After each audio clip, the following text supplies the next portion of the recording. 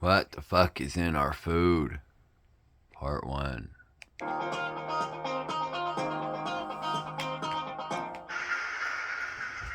We are what we eat.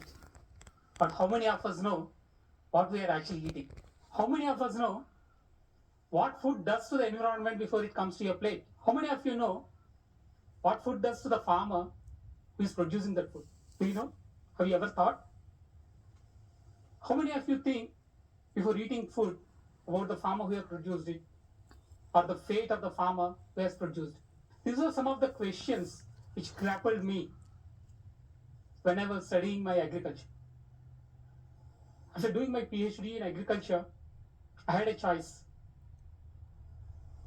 Like every young boy in 90s, I was also very crazy about getting into Indian civil services. After reading the Indian economy, I felt I really understood about the Indian economy reading for an exam. And finally, by the time I got into the services, I was selected for Indian Revenue Service. But I also had a choice of joining as an agriculture research scientist. It was a tough choice.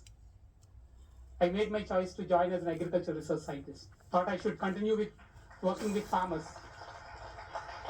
I don't own this video. It's But the free on decision YouTube. didn't last long. I'll come to that. Before I come to that, let's understand what is our food, what we are eating, how safe is our food. All of you saw this news sometime back. Pesticide residues in soft drinks and bottled water, but forgot the next day. Have you ever thought how did pesticide residues come into this bottled water or soft drinks?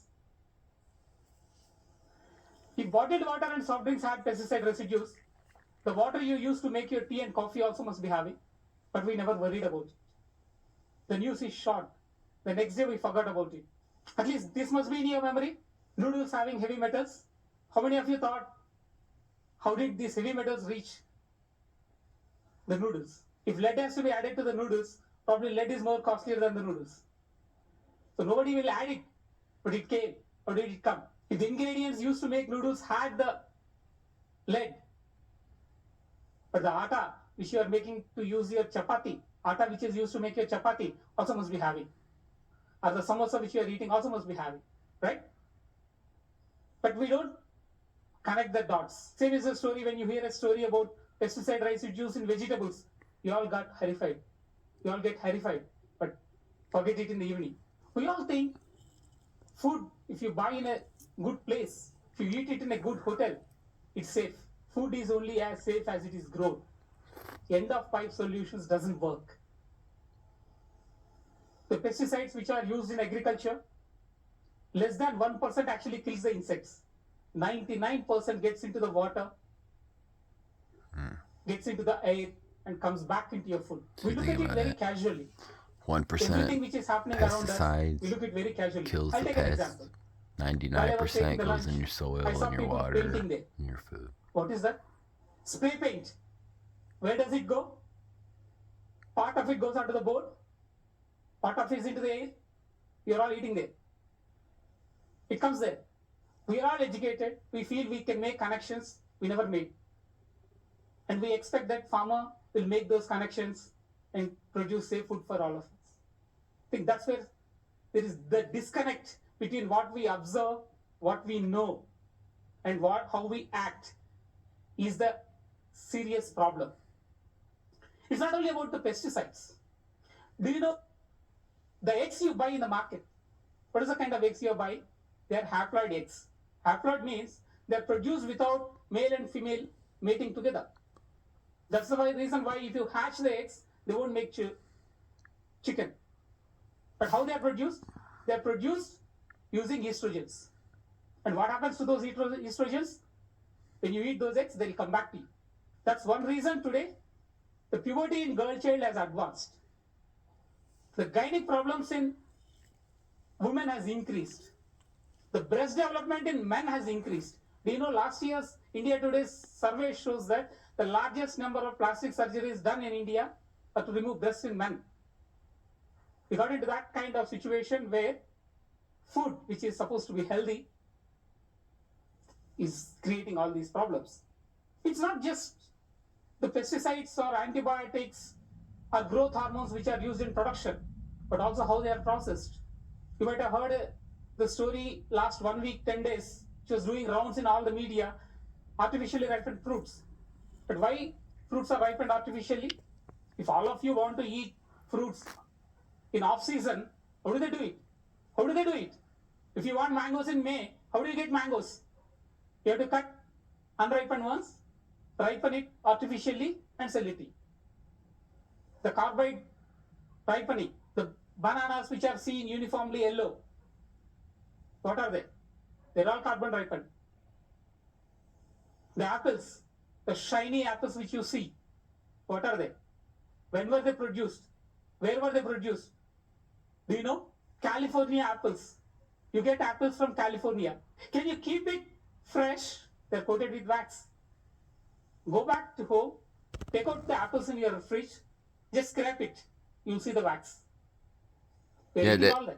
the wax. Watermelons which They are red paint in color apples. today, they're injected with injections. Some of them red apples were painted. They're injected with growth hormones.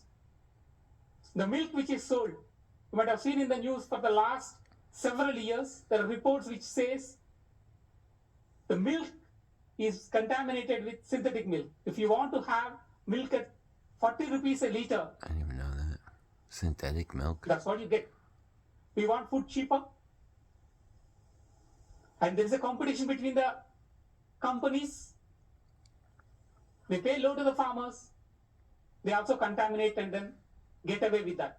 All brands of milk sold in Hyderabad were found to have contaminated with the synthetic milk. GM foods. How many of you know about this? How many of you heard about this? BT brinjal. To tell you simply what BT brinjal is, when pesticide is sprayed from outside, it damages the environment. Like I said, only 99% goes into the environment, only 1% kills the insect. So a scientist thought, why not we produce insecticide in the plant itself? So plant produces insecticide. So whichever insects eats it will die. But what happens to us who eats that? So there were several biosafety questions in front of us, which were never addressed. What you see here, yellow, white, is a golden rice, which is going to come soon. You know why it was done? They say vitamin A deficiency is a serious problem. So we'll produce vitamin A in the plant. So if you eat that rice, you can have as much as vitamin A as possible.